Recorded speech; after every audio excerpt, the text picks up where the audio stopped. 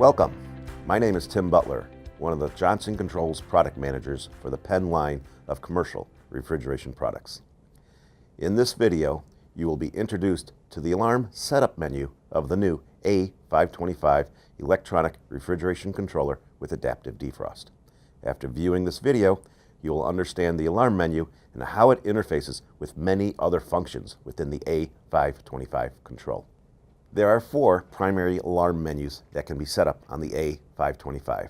These are Sensor 1 High Temperature Alarm, Sensor 1 Low Temperature Alarm, Sensor 1 Failure, Sensor 2 Failure. If the QREV and PSHC valve and superheat controller are connected, 2 additional alarms are available.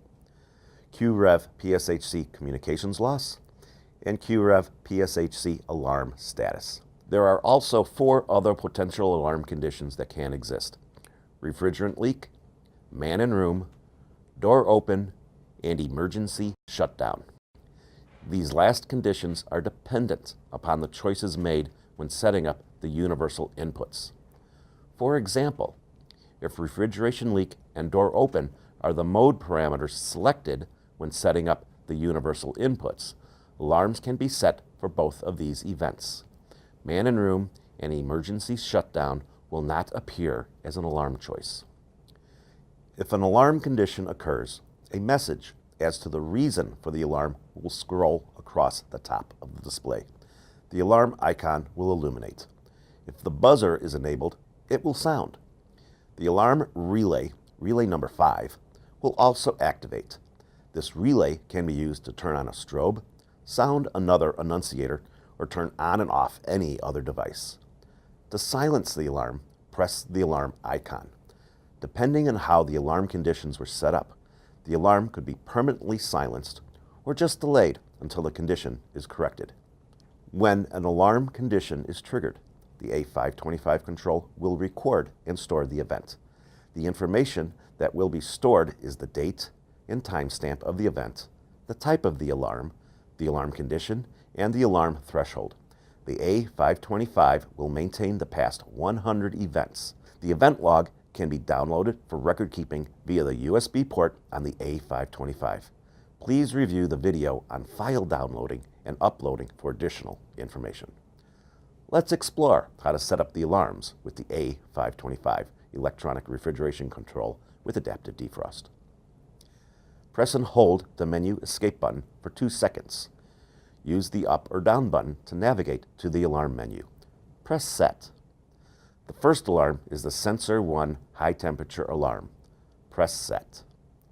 The first selection is to enable or disable the alarm. The default for all alarms is disabled. Use the up or down button to toggle between yes or no.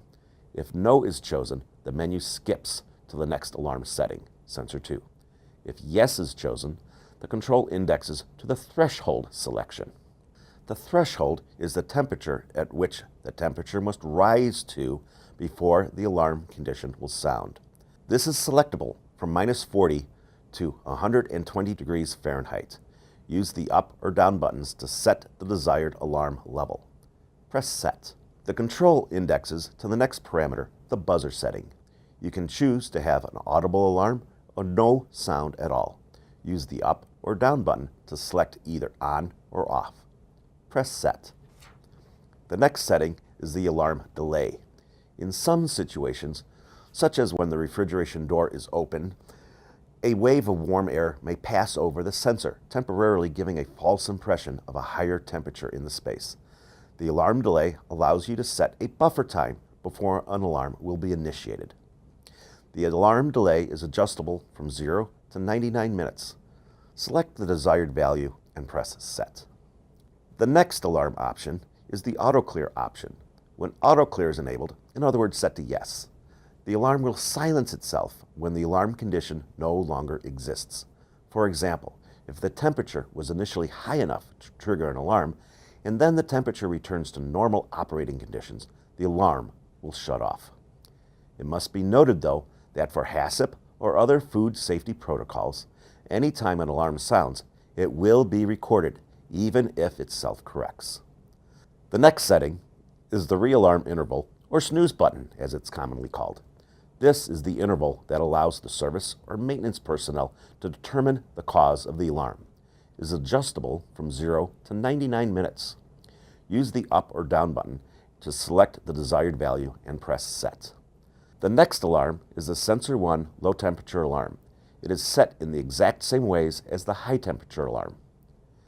After the low temperature alarm, the Sensor 1 failure alarm is selected. In this menu, all choices are the same, except the threshold value. If there is a sensor failure, the temperature setting is irrelevant, as the sensor cannot measure the temperature. The next alarm is the Sensor 2 failure. It is set in the exact same way as Sensor 1 failure. The next group of alarms are for the universal inputs. If no universal inputs were set up, these options will not show up in the display. But if a universal input is set to either man in room, door open, refrigeration leak, or emergency shutdown, the selected options of enable, yes or no, buzzer, yes or no, delay, auto clear, and re-alarm interval are all set in the same manner as the previous alarms. The last two alarms are only used if the QREV PSHC valve and controller are connected to the A525. The first alarm is the QREV PSHC alarm conditions. The QREV PSHC has internal monitoring to ensure proper operation of the valve. If any of 6 conditions stray from desired parameters, the PSHC controller will send a signal via the Modbus connection to the A525. The A525 will indicate an alarm condition within the PSHC. To determine the exact reason for the alarm, access the QREV PSHC status menu and scroll to the alarm condition. You can choose to select the alarm parameters just as any of the other alarms that we have discussed. The second alarm for the QREV PSHC is for communications loss. The QREV PSHC is a standalone system that, once programmed, will maintain superheat conditions at the desired level.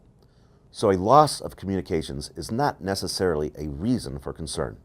It simply means that the Modbus connection between the A525 and PSHC has been interrupted and needs to be investigated to make sure no further issues impact the operation of the system. Again, the alarm parameters are identical to the previous alarm conditions. Simply set the desired parameters.